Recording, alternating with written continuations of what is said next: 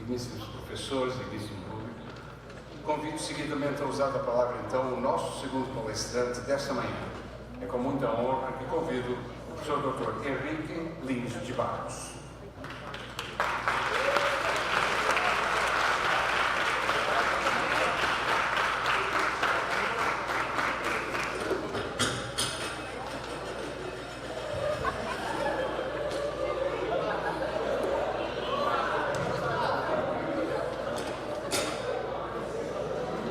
Gostaria de agradecer o convite do Tito e do Fernando e de São Carlos em geral, de estar aqui em São Carlos e poder falar com vocês, para vocês, sobre essa figura emblemática que é de Santos Dumont. Eu preparei uma apresentação que eu receio esteja grande demais, porque eu pensei uma série de coisas. Mas eu vou fazer a apresentação rápida. E ela está com um problema de computação. Você sabe muito bem o que é computação, né? Você faz uma coisa e o computador faz outra, né? E você briga com o computador e ele não briga com você, não faz as pazes.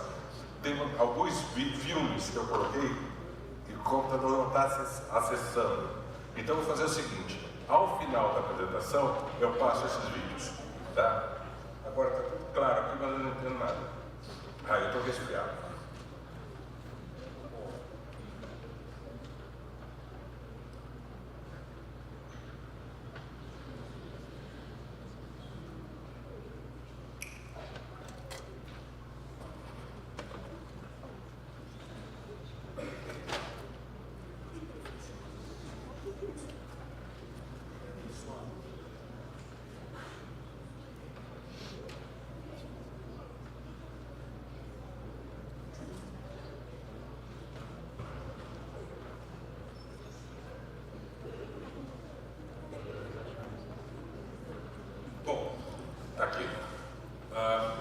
A gente fala muito de 14 bis, a gente fala muito dos trabalhos de Santos Dumont, e a minha preocupação foi de entender como Santos Dumont chegou aos seus inventos e o que ele fez depois.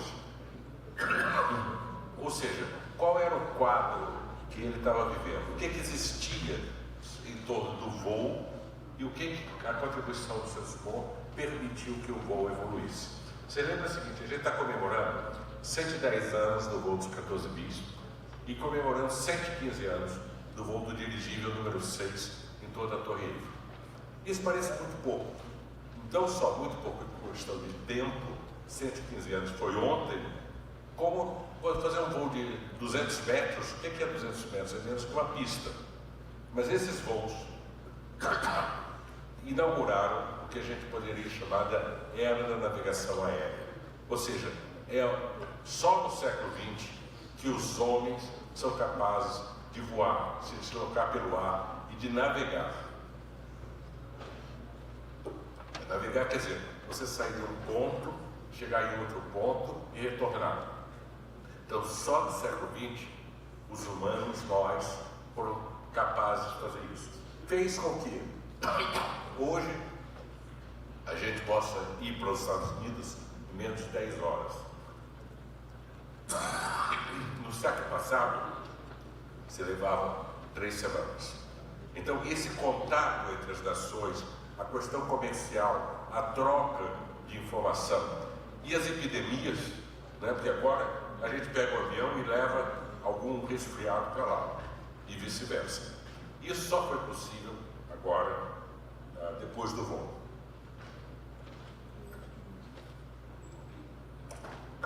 Então, é o nascimento do 14 bis. Eu comecei lá atrás, eu vou passar rápido essa parte.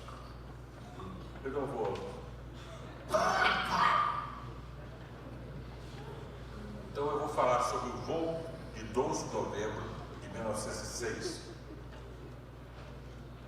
O voo que foi feito às 16 horas e 45 minutos. Esse é um vídeo que não acontece. O 14 bis é isso. É um avião que vocês receberam no modelozinho, é um avião que, do conceito hoje, é um avião que voa de marcha ré, porque tem um leme na frente e a asa atrás. A gente vai ver por que isso. Isso é a única peça dos 14 bis que sobreviveu. É a sexta de pilotagem. 14 bis em pé, ou estacionou em pé no 14 bis. Quando a gente fala de voo, sempre se retorna ao Leonardo da Vinci. Então eu vou passar essa parte muito rápida, porque senão não vou ter tempo. Leonardo da Vinci, 1400 e 1500, ele projetou coisas voadoras, como se fossem pássaros, coisas que batessem a asa, né? E que a pessoa, nesse vento, ele aciona essas asas e ele então poderia voar, não voa, mas seria uma proposta. Ele projetou um paraquedas que ele nunca testou, Leonardo da Vinci não testava as coisas, mas que em 1990 foi testado, funcionou. Ele projetou um helicóptero,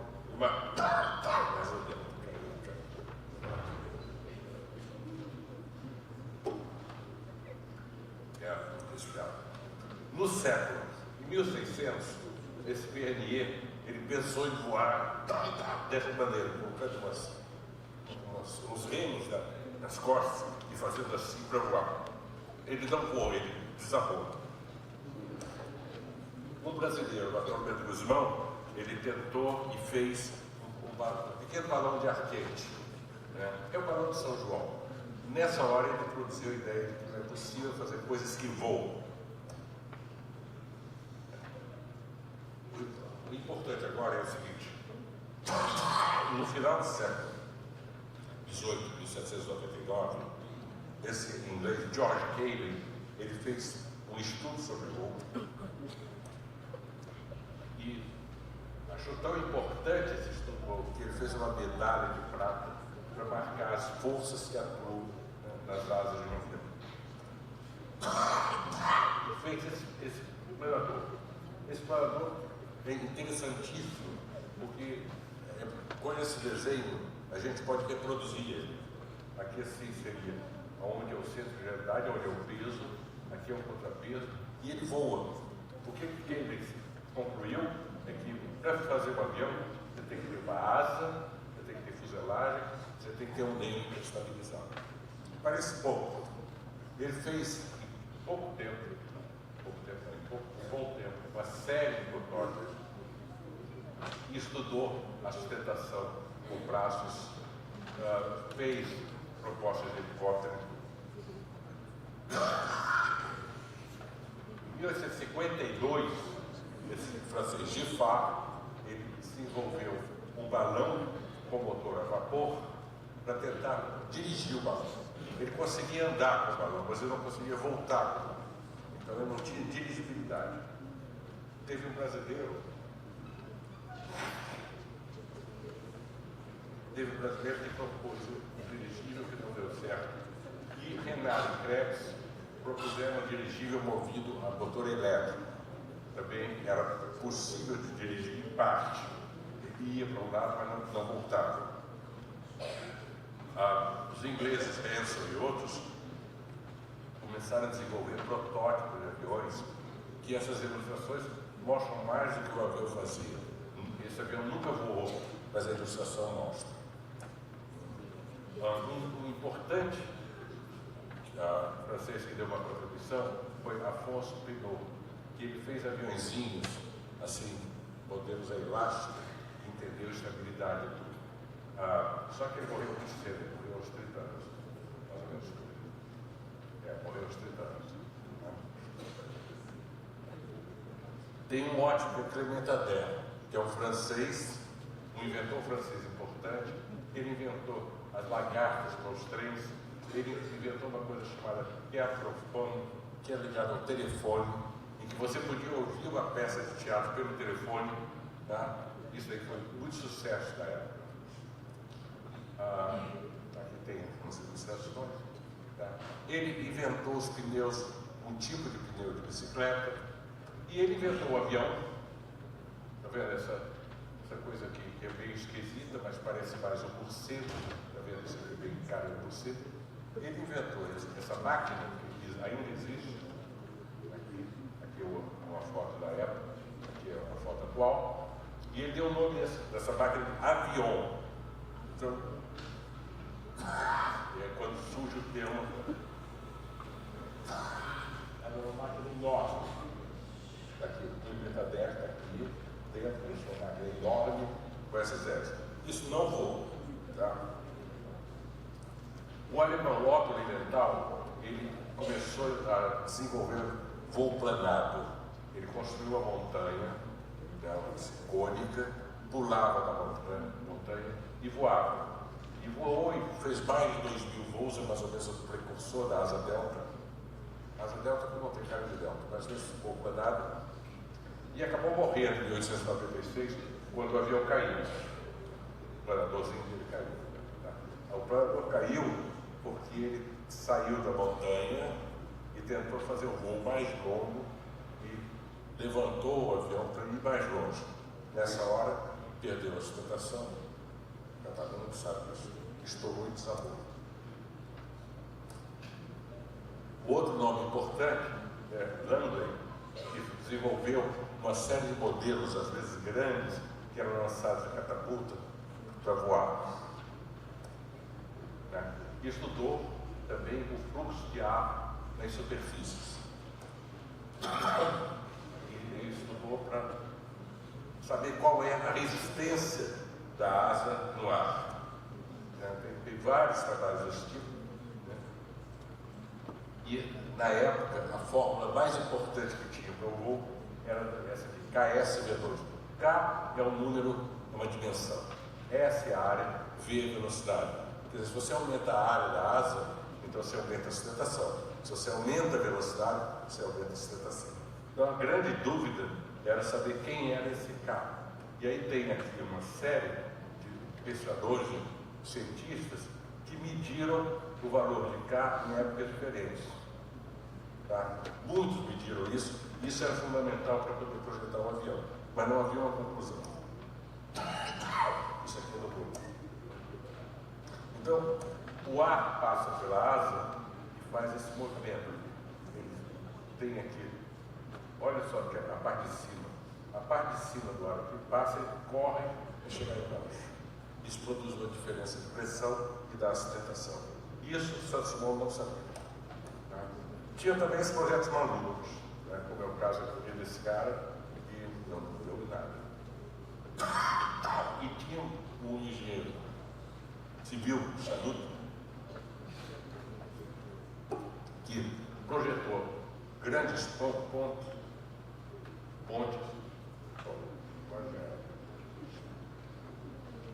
grandes pontes nos Estados Unidos, no Rio do Missouri, e ele viu que essa estrutura das pontes seria boa para a aviação. Então ele pensou em fazer aviões com várias asas. Então o quadro que você tem é mais ou menos esse. Nessa hora aparece a figura de Santos Dumont. Santos Dumont estava jovem, estava em 1892, foi a Paris, depois que o pai dele, que era o plantador de café aqui em São Paulo, plantador de café, ele teve um acidente e morreu. E deixou para Santos Dumont o dinheiro da fazenda de café, uma parte do dinheiro da fazenda de café. Santos Dumont foi para Paris, já formado, ele já sabia o básico, em Paris se especializou e começou a trabalhar com o voo. Logo, em 1898, na verdade 1897, ele inventou o primeiro motor a gasolina, motor diesel, para o voo. Essa aqui é uma invenção importantíssima, que ainda existe, tá? Está em Minas, porque ele mostrou que o motor diesel, o motor que a gente chamaria hoje, grosso modo, a gasolina de combustão interna, é o motor da aviação. E ele construiu, então, um balão pequenininho para ele experimentar o voo. Depois, construiu o primeiro dirigível, número 1, e voou e caiu. Aliás, a trajetória de Santos Dumont, em geral, é sobe e cai, sobe e cai. Então, ele fez o dirigível número 1, voou em 20 de setembro de 1898. Depois ele fez o dirigível número 2, caiu também. Depois ele fez o dirigível número 3, que já conseguiu realizar um voo controlado, ele mudou o gás no motor. Depois ele fez o número 4, né? Depois ele fez o número 5 e caiu. Quer dizer, isso tudo no intervalo de 1898 a 1901. Uma produção muito grande.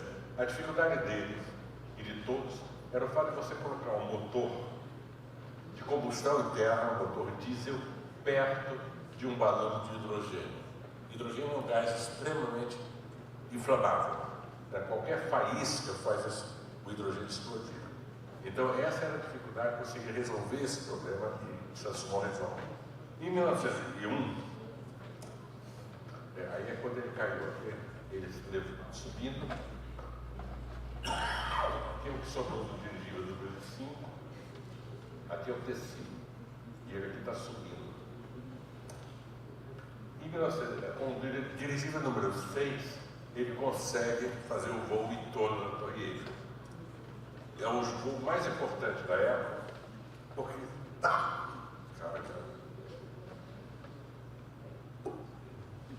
é o voo mais importante da época, porque ele mostra que é possível você sair de um local, contornar para ir a outro e voltar num tempo determinado.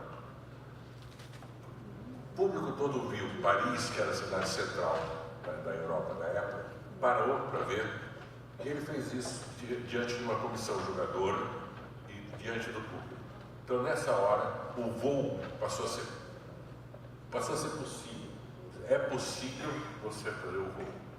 Veja, no final do século XIX, 1890, por aí, você tinha um automóvel, você tinha um submarino que estava começando, você tinha locomotivas, você tinha uma série de invenções que o século XIX deu. Você podia andar na terra, no mar, debaixo do mar, da água, fazer tudo.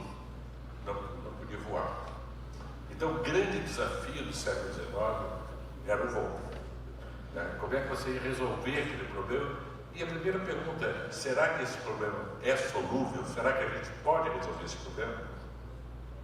Então, o voo de 1901 mostra que pode.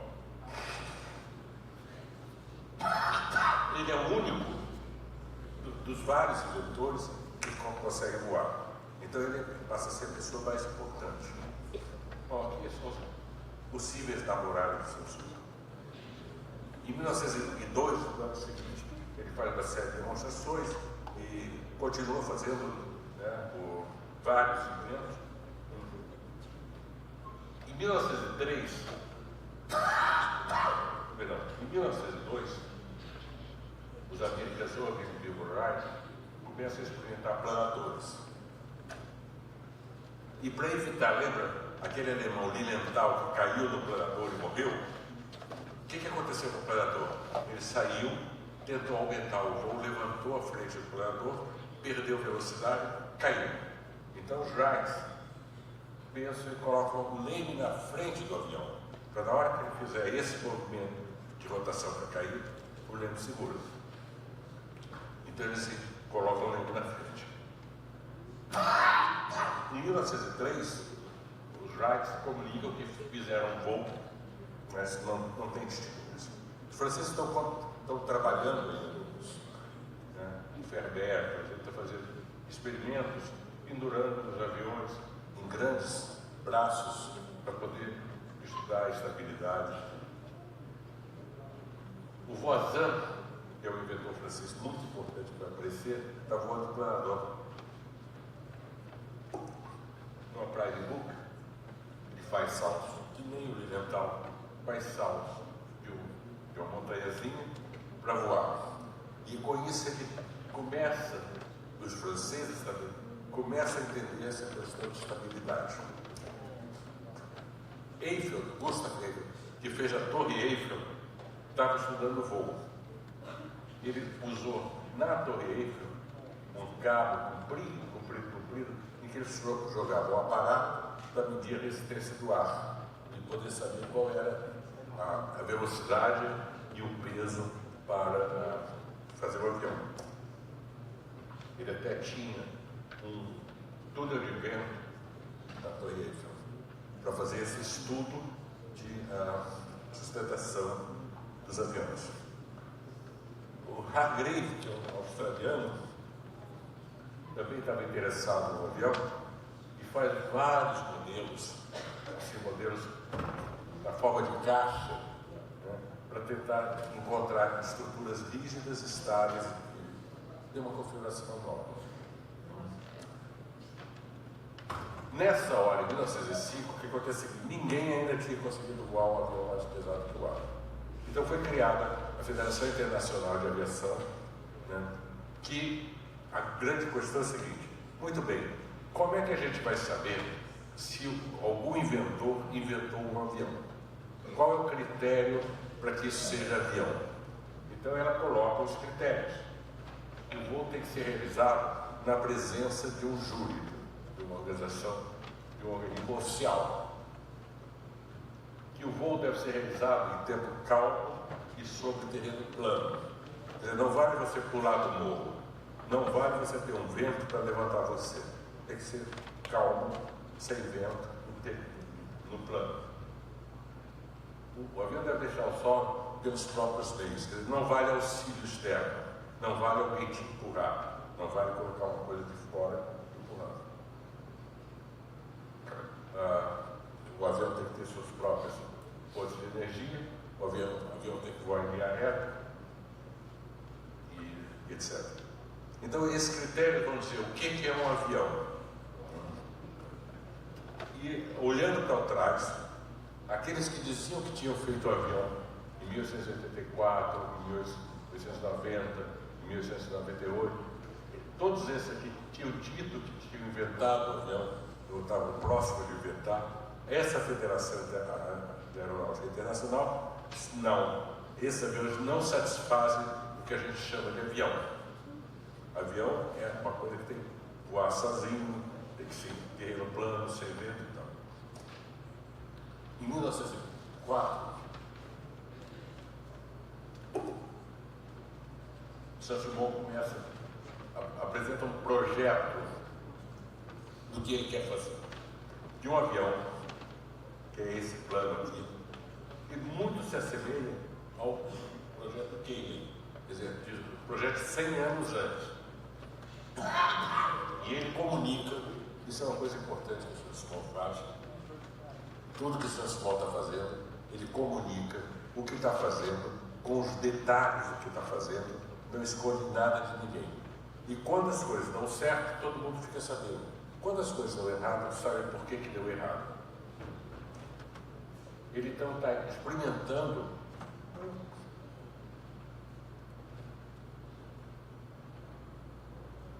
ele está fazendo experimentos com um planador do tipo desse anterior, bem desse tipo aqui.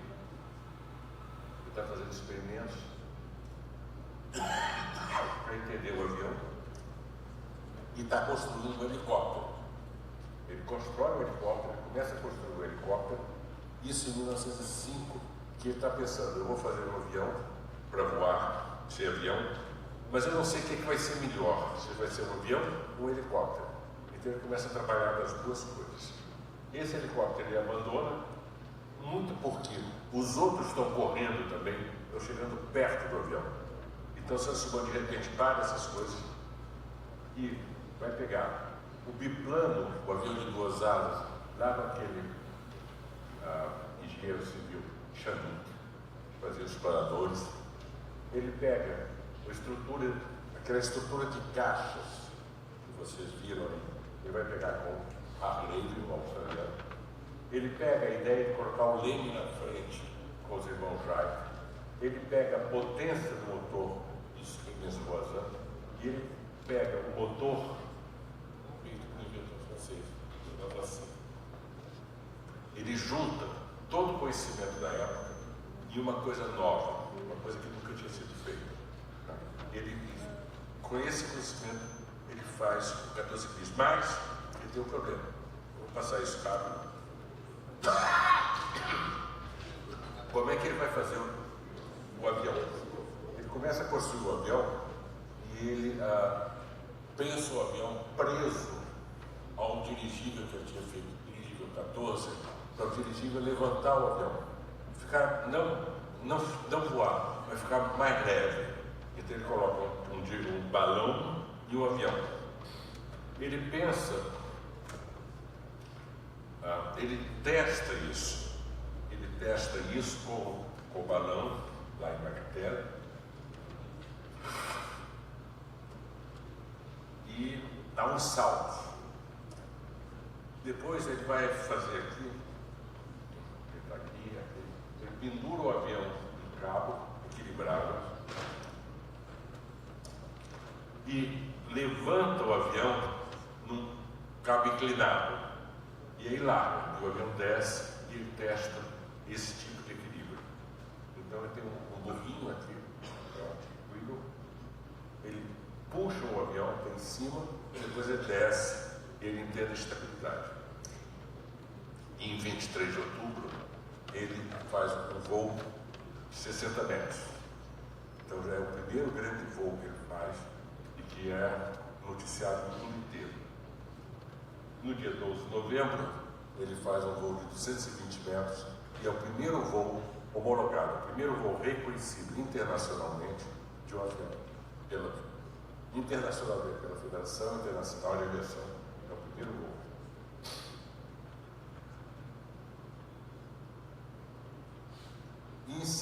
Bom, eu vou só explicar.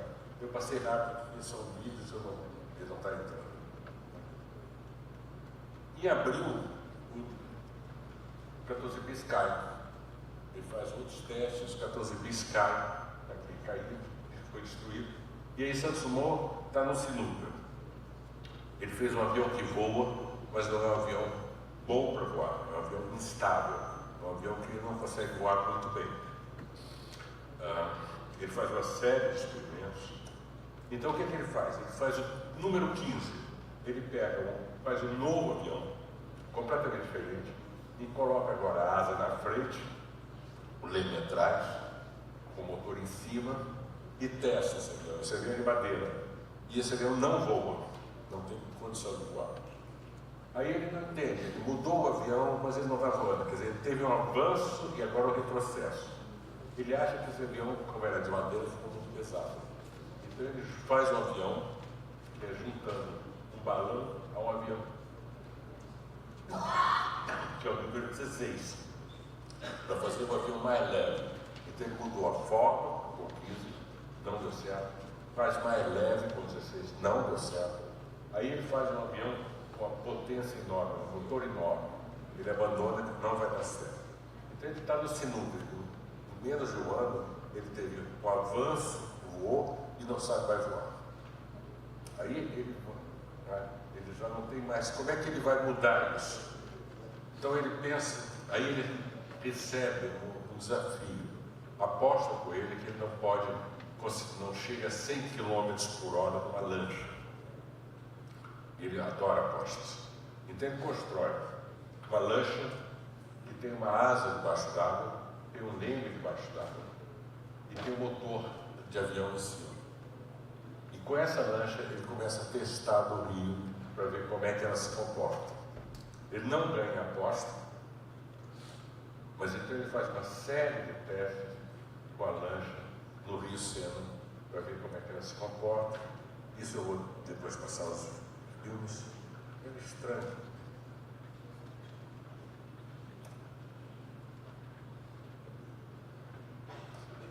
E aí ele, de repente, no intervalo de menos de um mês, ele projeta um motor de cilindros opostos, motor assim que é usado até hoje na aviação, aviões pequenos, né? Ele projeta e constrói um motor e faz o D-10. É um avião pequenininho, feito de bambu e seda, e ele consegue voar. Então ele conseguiu recuperar o tempo perdido, digamos assim. Ele tinha conseguido voar no voo do 14 bis, depois ele teve uma série de fracassos, e depois ele consegue resolver o voo. Agora ele entendeu o voo. E aí ele faz o D-10, faz baixo o D-10, né?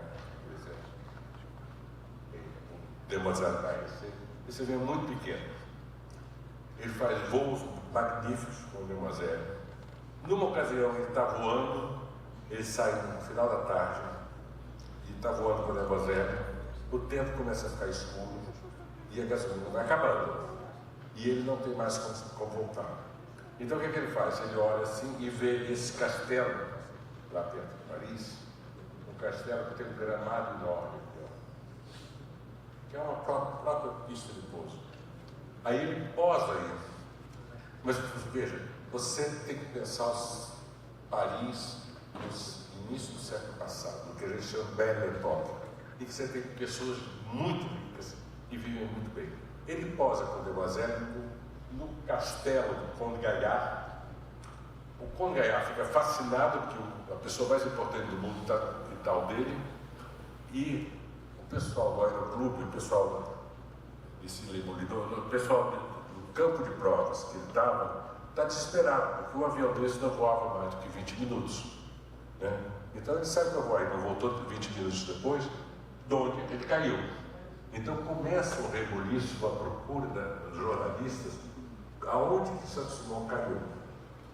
E ele não caiu e caiu. Ele pousou no Castelo Gaillard. E quando encontra ele no Castelo Gaillard, não fiz nada demais. Eu fiz o que o avião tem que fazer. Eu saí de um lugar, fui para outro. Qual estranho antes de você? A entrevista é ótima. O jornalista pergunta: Vetor, fala milhões. Bom, de verdade eu estava voando e a altura não me assusta. Sim, mas conta melhor. Não, ele estava caindo. Ele consegue transformar o insucesso da queda numa coisa que ele fala de uma visão muito ampla. No futuro todos nós estaremos voando, vamos ligar as Europas, as Américas e tudo. Então ele tem essa jogada de marketing, ele sabe muito bem usar o marketing. Quase todos os voos, se não todos os voos dele, foram muito bem fotografados e muito bem documentados. A gente tem notícias publicadas em jornais, mais de 10 mil notícias em 10 anos. Tá? Se você pegar nesses sites que agora a gente tem acesso na internet, dos jornais americanos, New York Times e tudo, você entrando nos arquivos, praticamente toda semana tem uma notícia sobre Santos Dumont. Ele era a figura mais badalada da Belle Époque. Aqui ele está no Castelo Gaillard, né? Aqui é o aviãozinho dele, aqui é o Castelo Gaillard, você vê que é uma casinha pequena, assim, nada demais, né?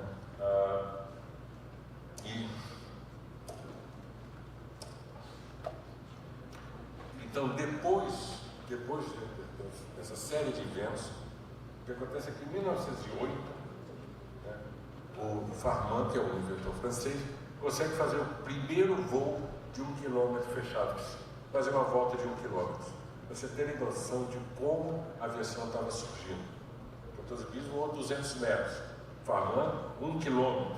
Hoje, falar em 1 quilômetro, a gente morre de rir. É menos do que um avião consegue fazer curva.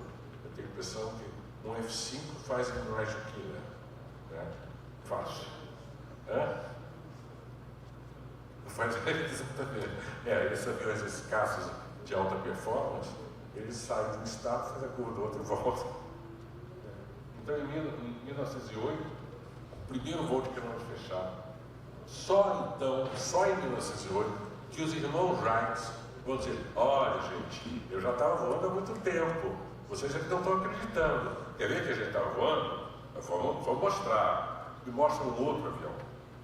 O que eles vão mostrar para os franceses e para os Estados Unidos não é o avião de 1903. O avião de 1903 foi destruído em 1903, depois que realizou uma descida, um salto, e os irmãos pegaram o avião para fazer uma outra tentativa e o vento carregou o avião. Então, não é isso. Toda a documentação que a gente conhece dos Wrights é posterior ao voo de Santos Dumont. Não houve nunca uma divulgação anterior. Em 1909, Blériot consegue fazer um voo, uma travessia do Canal da Mancha, que é outro feito fantástico, porque de repente o avião sai da França e chega da Inglaterra. E os ingleses assim: gente, a Inglaterra não é mais uma ilha. A defesa da gente era ter a Royal Navy, era ter a marinha inglesa, que impedia que qualquer chegasse no território, qualquer um ia chegar no território pelo ar. De repente vem o francês pelo ar e chega. Então mudou completamente o panorama da Inglaterra. Aqui essa foto, por exemplo, que é a foto dos irmãos Wright, que a gente já viu publicada milhares de vezes. Essa não é a foto do voo que eles dizem que voaram. Essa foto foi a primeira tentativa que eles fizeram, que foi a hora que o fotógrafo fotografou. Se você olhar, esse avião está com o leme na frente completamente levantado, ele vai cair mais ou menos aqui. Isso está escrito no diário de Orville, diz que a primeira tentativa, o avião não chegou a 12 metros. Então, essa foto aqui é divulgada como sendo a foto histórica. Essa não é a foto histórica. A foto que seria histórica é essa aqui. Aqui esse é o monumento aos Wright. O avião saiu desse ponto, chegou nesse ponto, ou seja, desceu. Aqui a foto, a única foto que foi tirada nesse dia, de 1903, 17 de dezembro, nessa quarta tentativa, é essa do avião lá embaixo. Você ampliando essa foto, você vê que o avião está visto de cima, ou seja, ele desceu, não foi um voo plano.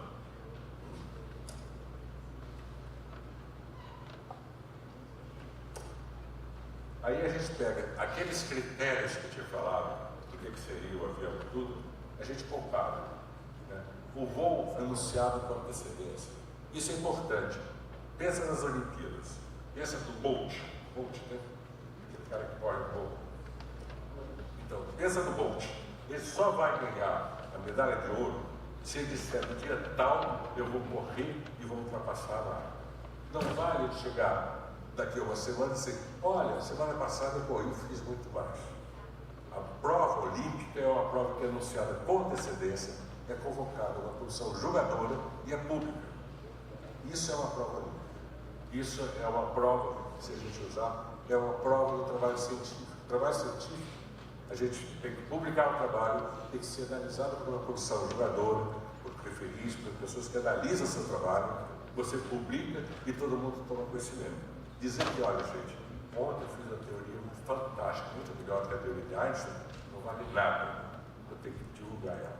Então, o voo anunciado com antecedência era importante para convocar a comissão julgadora e convocar o público.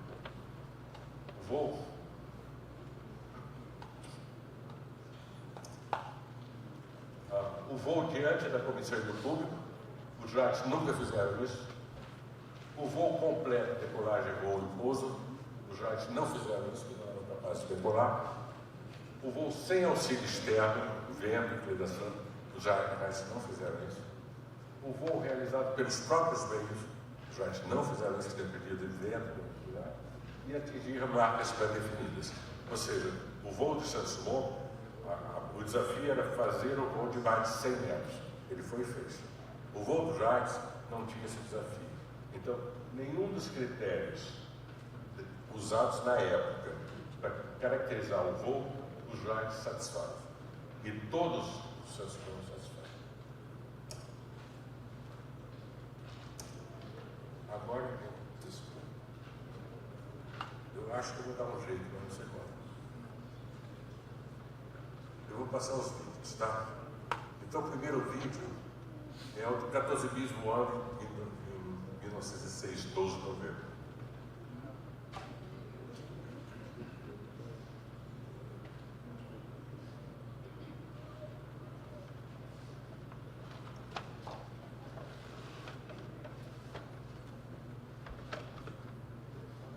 Tá? Esse é um vídeo que documenta o primeiro voo de um avião na história. A gente vê que é um voo muito modesto. Esse é o vídeo feito, né, na minha ocasião, por outro fotógrafo. O que eu fiz com esses vídeos foi reduzir um pouco a velocidade do vídeo, porque a bitola antiga é diferente. Normalmente, quando a gente vê filme antigo, todo mundo é muito nervoso. Isso era um negócio, mas não tanto. Então, o que eu fiz foi mexer um pouco da velocidade. Tá? Existe um terceiro vídeo que eu não sei identificar, em que aparece o 14 bis voando para trás que a gente tem uma multidão, mas a gente não nota.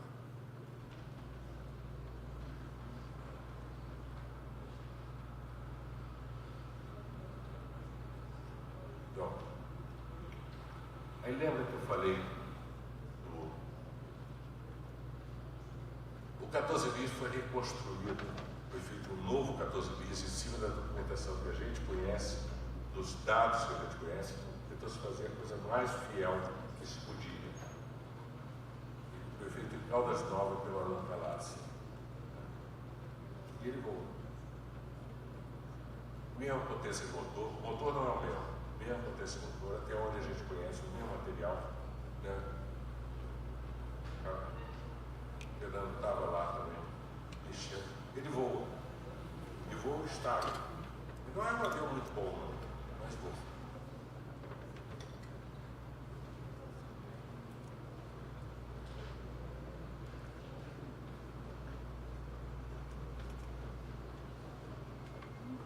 Aqui tem o outro voo dele.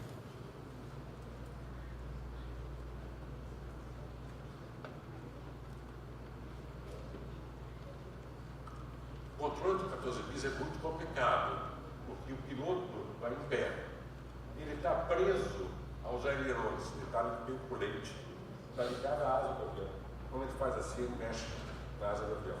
Então ele está com os pés no chão, uma mão no controle e a outra mão no controle, e o corpo no controle do avião. Está vendo? Esse controle aqui não é ailerão.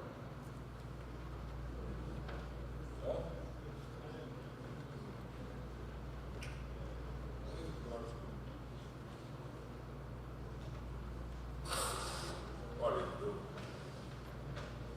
te digo o seguinte, o 14 bis, quando a gente vê em fotografia, parece um avião muito estranho. Quando ele está voando, parece uma estrutura de cauda. Ele é meio transparente, não sei se você concorda, mas é meio transparente e está no ar, assim, ele passa devagar, não é como a Blue, ele passa devagar, assim, no ar, tem uma certa impotência. Eu acho que esse vídeo reproduz bem esse tipo de... É diferente, a gente vê o 14 bis sempre de uma maneira meio exótica.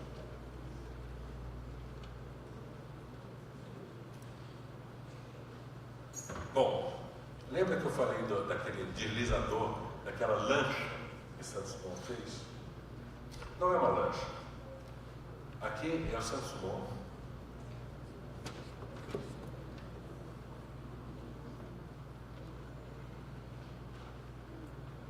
Ele está colocando na água o seu invento e ele vai rebocar uma lancha o invento. Ele está com o motor desligado, está sem motor. Preste atenção no seguinte, na hora que ele ganha velocidade, essa lancha sobe lá. Ó, tá vendo? Tá vendo que ela está deslizando com a asa, ele não está com o corpo, ele está deslizando com a asa. E eu acho, aí uma interpretação, eu acho que nessa hora o Santos Dumont entendeu o que era o avião, porque ele mudou o meio, ele estava tentando voar no ar, e no ar não estava conseguindo. Quando ele vai para a água tem outra velocidade, ele consegue fazer a lancha subir. Aí ele entende que a asa tem que estar na frente, o leme tem que estar atrás, tem uma certa configuração e tem que ter um peso pequeno. Aí ele faz o debossé.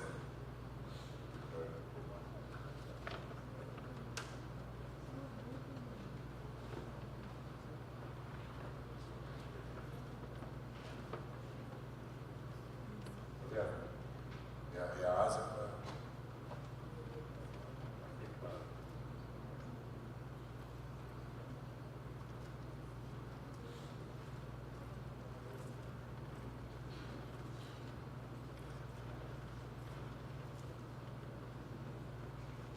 Aqui é o debossé. Você vê que o debossé é pequenininho. O Santos Dumont tinha 1,50 m. Então você vê que o debossé é bem. Aqui é o motor, ali. Bom, lembra, avião dessa época não tem freio. Então, os mecânicos têm que segurar o avião para o avião não seguir andando. Quando está na hora, vai ter lá. E quando o avião posa, não tem freio. Então alguém tem que segurar o avião. Não é muito prático para nós todos. Aí levanta o voo, tá vendo? Essa cena eu acho ótima. cinegrafista está filmando, mas não sabe o que o Demoiselle vai fazer. E o Demoiselle, em vez de posar, passa ela.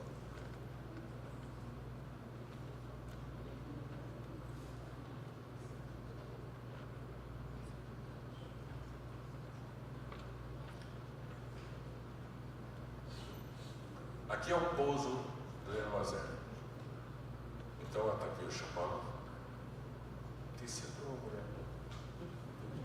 E sempre passa um cachorro. O Chopin está esperando. Chopin é esse aqui, é o mecânico Saint-Simon. É um dos mecânicos. Ele está esperando para saber. As pessoas do campo estão esperando para saber o que vai acontecer. Aí o Demoiselle começa a aparecer. Está chegando. Aí novamente a mesma coisa. O cinegrafista, ele sabe que esse momento é um momento importante. Ele continua filmando, seja o que Deus quiser.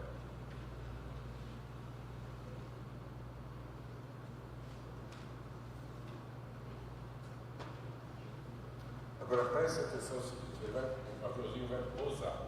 Para parar, vocês vão ver, o vai colocar a mão na roda do avião, segurar.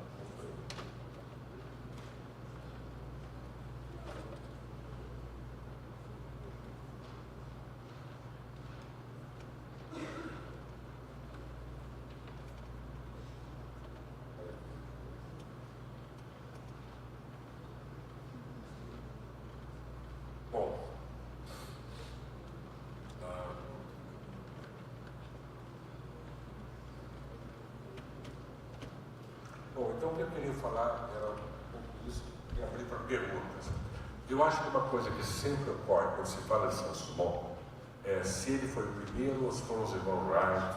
Mas o que eu tentei mostrar aqui é que não existe nenhuma evidência histórica que possa dizer que os irmãos Wright voaram em primeiro lugar. Pelo contrário, todo o reconhecimento da época aponta para Saint-Simon.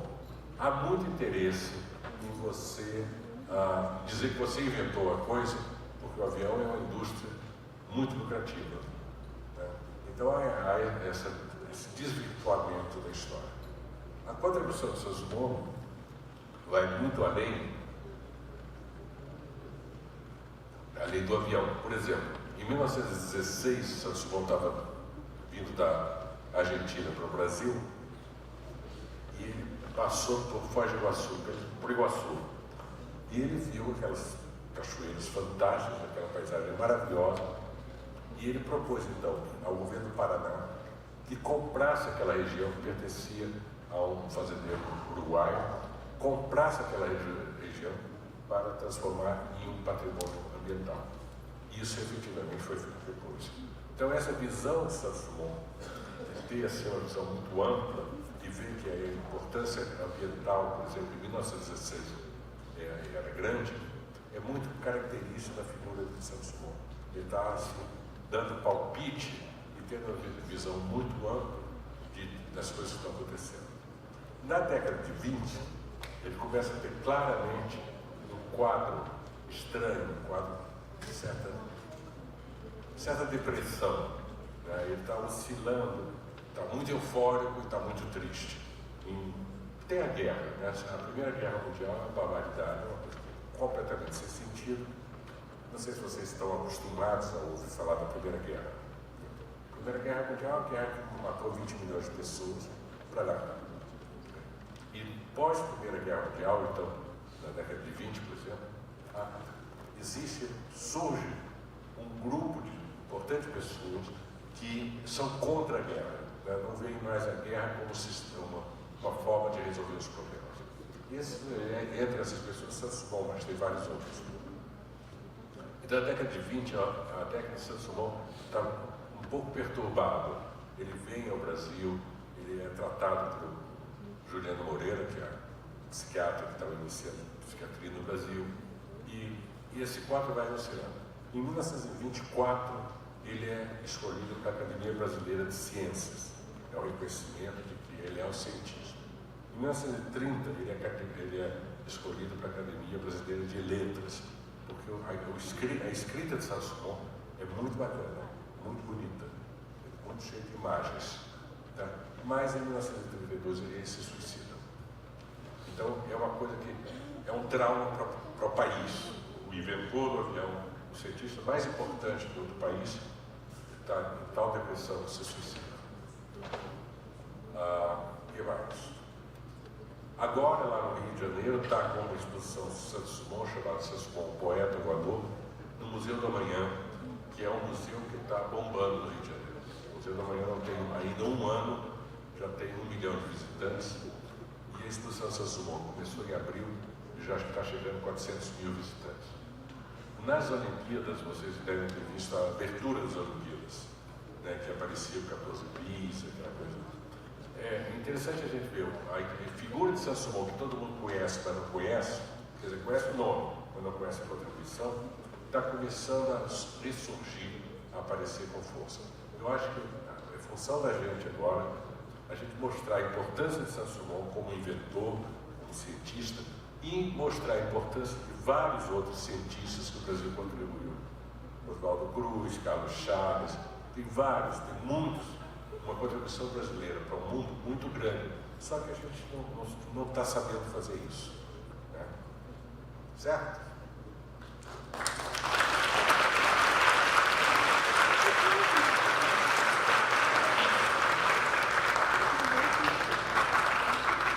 Perguntas, quem tem perguntas para fazer? Algumas dúvidas que queiram tirar agora?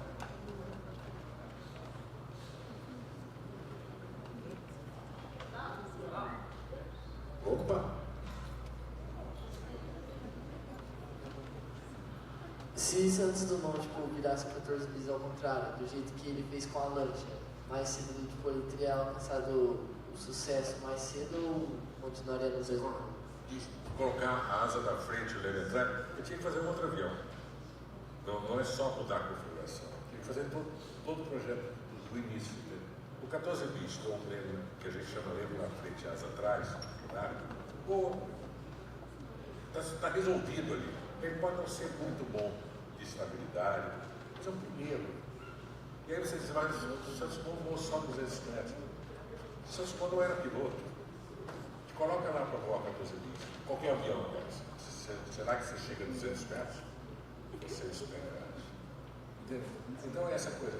A configuração dos 14 bis era a configuração que, naquela ocasião, o Santos Dumont conseguiu resolver. Ele tem sustentação, tem potência de motor, tem estabilidade, mas não está ideal, mas é o primeiro. Mais alguém?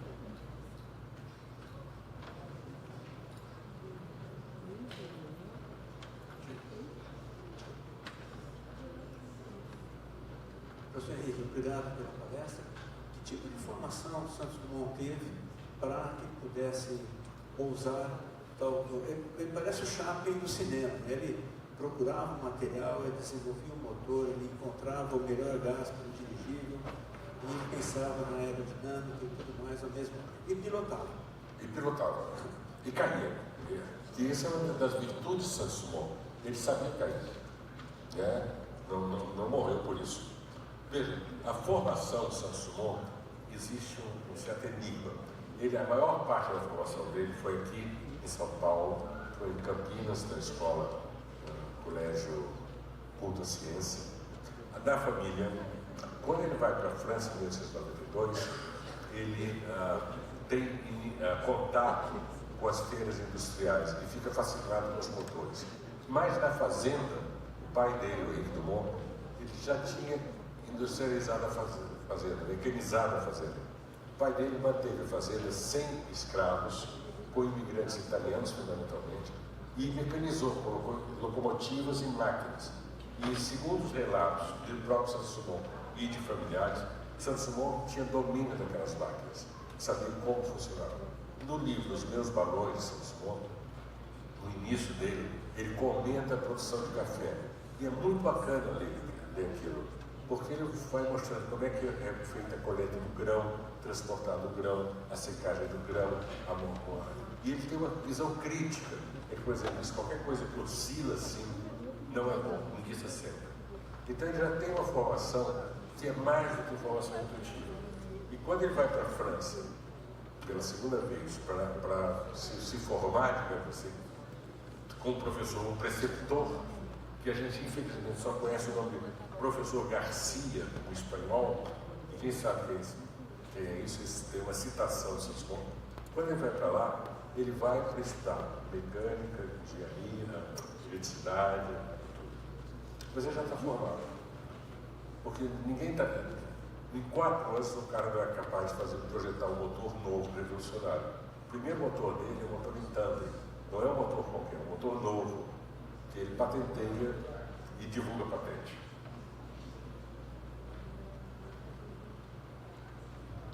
Mais alguém quer fazer uma questão? Opa!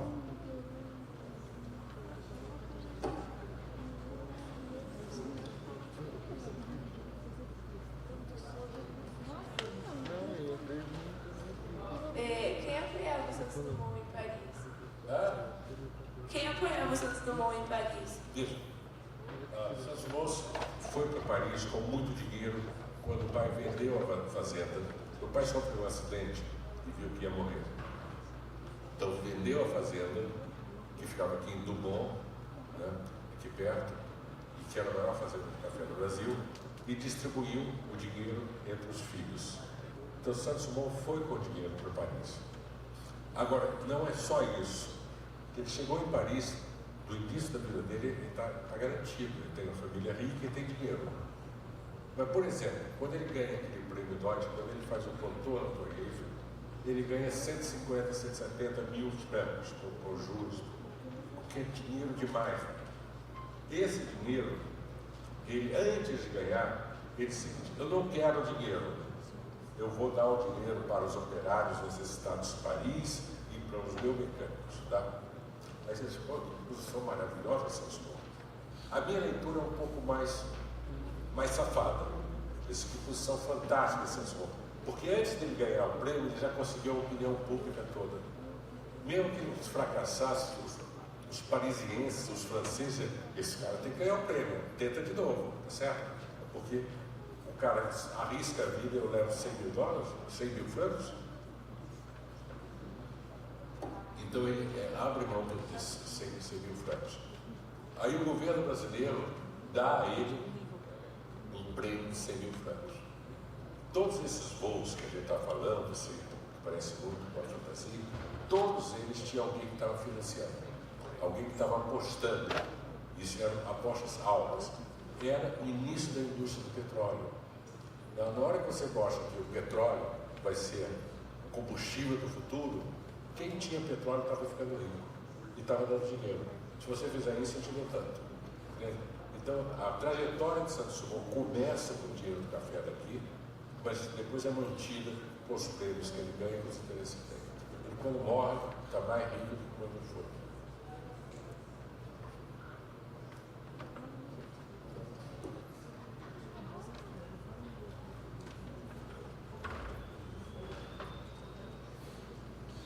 É verdade que Santos Dumont se matou depois de ver os aviões usados na guerra? Olha, a guerra terminou em 1918. Ele se matou em 1932. É pouco provável que tenha sido por causa disso. É claro, tinha uma guerra em 1932, a Revolução Paulista aqui. Não tinha ocorrido nenhuma operação militar em Guarujá onde ele estava. Agora, se você olha para antes, ele estava muito angustiado. Então, o que eu acho que Santos Dumont, ele foi se confundindo com o invento. Então, quando tinha um acidente dirigível, como o R-101 na Inglaterra, caiu na França e morreu todo mundo, ele fica deprimido. Quando ele chegou no Rio de Janeiro, em 1928, os professores da Escola Politécnica resolveram homenageá-lo. Saíram no avião, juntos, com uma carta de boas-vindas. E vocês vão, você está chegando aqui e tal. O avião fez uma hora, caiu, morreu todo mundo. Ele ficou deprimido totalmente. Então, ele tem uma série de coisas assim em que ele manifesta essa depressão.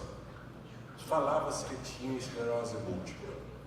Esclerose múltipla, em geral, é uma doença degenerativa. Você olha o filme dele, de 1929, ele não parece absolutamente comprometido. O discurso dele, que foi gravado no filme, não parece. Então, eu acho que essa versão de que, olha só, ele morreu por causa da guerra, eu acho que nós estamos romantizados. Ele está, na década de 20, ele está procurando vários sanatórios para se internar. Veja, sanatório da década de 20 não é sanatório de hospício. São grandes hotéis, muito bem estruturados, que a elite pode ir para tratamento. Mas ele procura, ele vai e se interna. Então eu acho que ele estava muito angustiado, ele era uma pessoa complicada.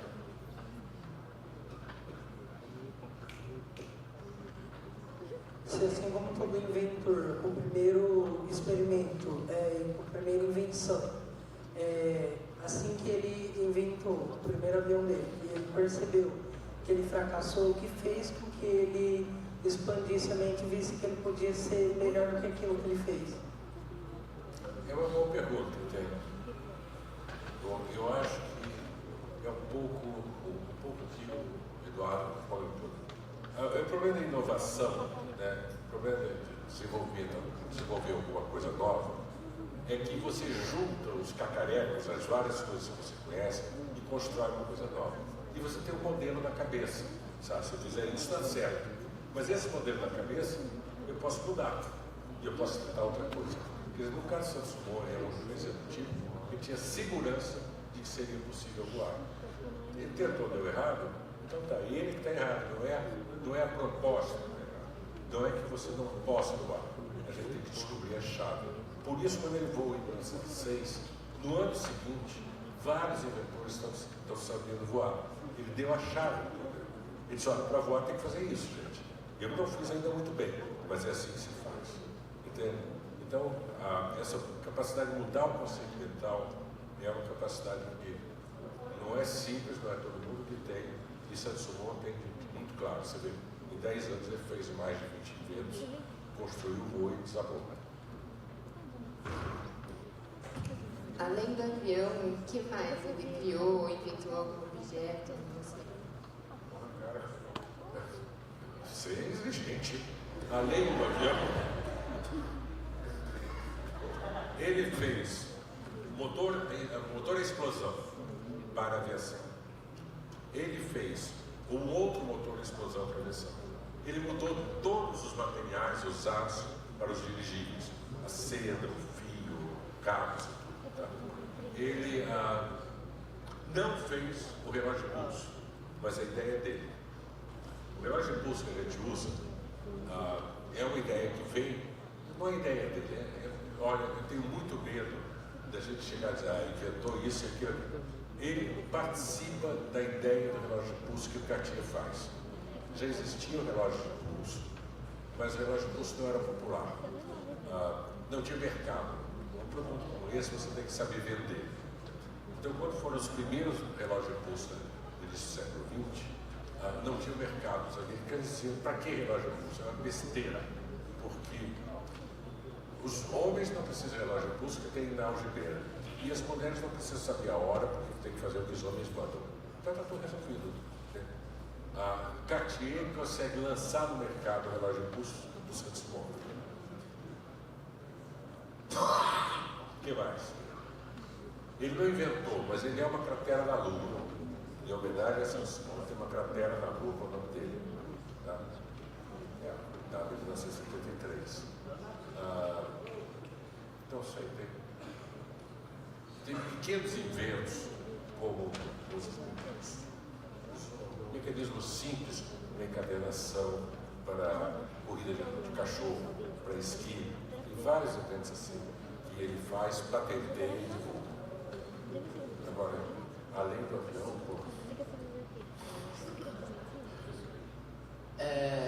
além dele parar o avião com a mão, ele pensou em usar em algum tipo de freio de pouso na época.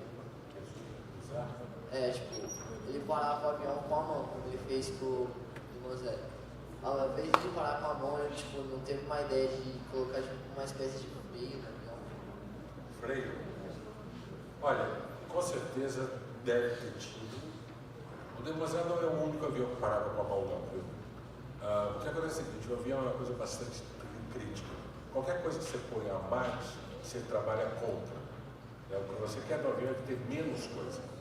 Um avião que você não tinha uma pista, você posa na areia e que é muito leve e tudo, é melhor não fazer nada. Veja, uma coisa que eu não comentei aqui é muito simples. Quando Santos Dumont está fazendo 14 bis, o que ele pensa? E ele escreve isso. Que se ele quer levantar voo, ele tem que levantar a frente do avião para poder levantar voo. E é para isso ele põe o nego na frente. Não é nada óbvio você pensar que no avião moderno, quando o piloto puxa o manche para levantar voo, ele está empurrando o nego para baixo. Entende? O avião está aqui, a roda está aqui, você empurra, levanta. Mas por que você vai fazer força para baixo se você quer ir para cima? Isso não é nada óbvio. Então ele colocou ele na frente. Entende? Então, tem essa coisa. Várias inovações foram colocadas no avião. Na época, o problema era o seguinte: qualquer parafuso a mais que se fazia era crítico. Oi, bom dia. Você citou o ato, a palavra frase de patentear uma invenção do Santos Dumont. O avião não foi uma invenção patenteada, certo? Eu digo isso porque existe muita discussão acerca de quem foi o precursor disso, visto que na própria página da Wikipédia, que não é uma fonte muito confiável, mas mesmo assim, se você coloca pai da aviação, aparece a página do Santos Dumont, e está dito lá que o Santos Dumont, para os brasileiros, é considerado como o pai da aviação. E se você coloca na página dos irmãos Wright, está dito que eles são considerados os pais da aviação. E é estranho você ver esse reconhecimento deles depois de todas as provas que você acabou dando. Olha, primeiro, avião não é patenteável. Você pode patentear partes, mas o avião é um complexo de coisas que você não pode patentear. Né? Depois, eu acredito que a aviação era uma senhora muito dada, porque tem tanto pai, né? Tem Clement Ader, tem Wolfgang Wright, tem Kurt, tem todo mundo. Tá? Porque, na verdade, a aviação, o avião, é a confluência de várias atribuições. Tá? A questão americana é o seguinte: você tem provas factuais, reais, históricas, de que em 1903 não voaram. Tá? Isso você não tem como negar, como afirmar isso. Está dito no diário do Wolfgang Wright que o vento tinha 40 km por hora. 40 km por hora se levanta qualquer coisa. Quer dizer, qualquer coisa na época. Então, isso está dito. Está dito na documentação dos irmãos Wright que de 1904 eles voaram mal, 1905 mais ou menos. Depois eu vou comprar um motor novo, depois vou apresentar uma outra coisa na França em 1950. Aí você pergunta, como é que isso acontece? Acontece comercialmente. É muito importante você dizer: eu sou o inventor de alguma coisa. Tá? E acontece porque a gente já está um pouco cansado disso, e se as coisas não foram feitas pelos americanos, elas não foram bem feitas. Tá? Então a gente tem 200 coisas. Invenção, descoberta do Brasil deve ter sido americana também. Né? Acho que não, porque o Brasil não deu certo, segundo essa. Isso é uma coisa muito importante. O Brasil não deu certo é mentira. O Brasil é um dos países mais impressionantes do mundo. Claro, tem problemas, cai em problemas lá. Agora, nós brasileiros não podemos destruir o país. Se a gente fizer isso, a gente está sendo estúpido e bobo. Tá? Porque se você olhar os Estados Unidos, se você, por exemplo, vou me alongar um segundo.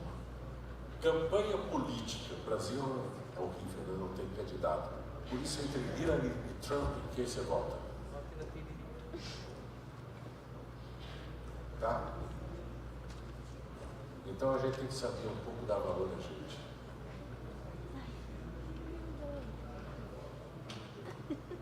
Mas os Estados Unidos tem melhor ainda, que é corruptível. Né? Os votos do Bush da Flórida foram flagrantemente fraudados para ganhar. Né? O nosso funciona de seguida tudo. Assim como o Santos Dumont inventou, teve o invento do avião, quem foi que teve a ideia de ampliar os estudos para o avião que a gente tem hoje? Essa é a pergunta. Olha, já na época, tentei passar um pouco aqui, você tinha muita gente trabalhando em torno do avião, tá? Desde antes e depois continuou. Você tem um desenvolvimento da aviação muito rápido entre 1906, com a 14 bis, e a Primeira Guerra Mundial, 1914. É um desenvolvimento relativamente muito rápido. Na Primeira Guerra, esse desenvolvimento é muito acelerado. Pra você ter uma ideia, mais de 150 mil aviões foram produzidos na guerra. E quando você tem uma produção desse porte, você vai consertando os erros e você vai aprendendo. Se você pegar um avião de 1913, ele é uma coisa. Se você pegar um avião de 1918, ele é outra coisa. Em 1918 acaba a Primeira Guerra Mundial. Tem 150 mil aviões que foram produzidos, grande parte caíram, isso é verdade. E aí se pergunta, mas para que serve o avião? Não pode ser só para guerra. Aí você começa a usar o avião para transporte de cargas, para demonstrações, né? Começa a ter uma utilidade no avião. Os bombardeiros da guerra passaram a ser transporte, carregando cargas. Então na década de 20, você tem um avanço bastante significativo, muito rápido da aviação, até o ponto que você anuncia a possibilidade de você pode ir, por exemplo, para a Europa. Que é uma revolução, você leva 3 meses para vir da Europa aqui, você poderia levar menos tempo. Em 1922, 2 portugueses, Sacadura Cabral e Galo Coutinho, conseguem fazer a primeira travessia do Atlântico Sul de avião. Eles saem de Portugal, chegam até São Pedro de São Paulo, que é uma bela. Foi meio problema. O avião caiu. Aí veio um outro avião de Portugal, de navio, saíram de São Pedro de São Paulo, caiu.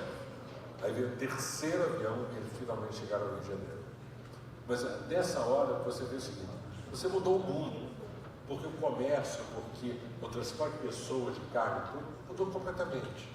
Tem um historiador importante, Hobsbawm, que perguntaram a ele o seguinte, o que fez, como começou a globalização? E ele respondeu, a globalização quem começa a fazer nos conceitos atuais é o avião, que permite o transporte de material. A comunicação de internet, de celular e tudo, é muito interessante e útil, mas ninguém sai do lugar com ela. Agora, quem transporta matéria, coisas, é o avião, em tempo curto. Então o Hobsbawm tem o seguinte, hoje você pode comer uma fruta plantada em outro país, que vem de avião. Há um século atrás não podia, a fruta estragada. Então o desenvolvimento da aviação é impressionante, porque você vai entendendo toda a técnica e tecnologia que tem por trás e vai avançando de uma maneira muito rápida. Muito bem, tem mais alguma questão? Acho que não, professor. Então, obrigado. Muito obrigado, professor.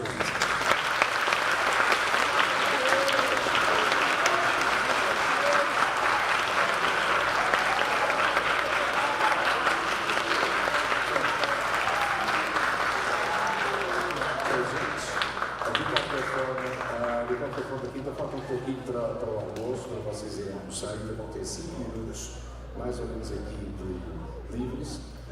Eu convido, agora que vamos terminar, convido se algum de vocês queira colocar questões diretamente ao professor, que o faça, aproveitem esse momento e vamos reiniciar os trabalhos aqui, depois de almoço, às 13 horas vai todo mundo para aqui. Neste mesmo auditório, com diversas atividades, eu vou chamar aqui só uma, só para aguçar o apetite, vai ser o show de física, que é fantástico, e vai ser apresentado ali pelo nosso colega, o educador Herbert João, que já está preparadinho para colocar vocês aí com o cabelo em pé, literalmente com o cabelo em pé. E, portanto, também atividades que vão ter a participação do professor Eduardo de Campos Valadares e por todos os outros monitores. Por outro lado, às 14 horas vamos dar início às palestras que ocorrerão no auditório professor Fernão, Stella 2007, Fernão Serra Rodrigo Germano, no Instituto de Ciências Matemáticas e de Computação, com participação do professor Dr. Fernando Martiri Catalano e do engenheiro Alexandre Filgueiras da Embraer. Gente, um abraço a todos, cumprimentos aos nossos professores que estão aqui. Obrigado pela sua participação.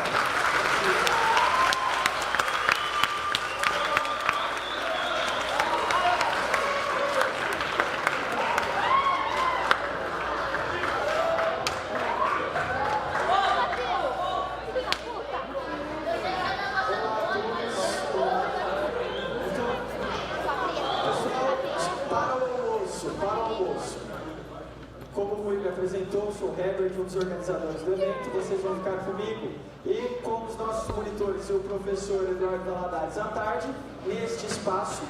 Eu peço a todos, calmamente, quem quiser, temos banheiros na saída do auditório, vocês vão descer acompanhando nossos monitores.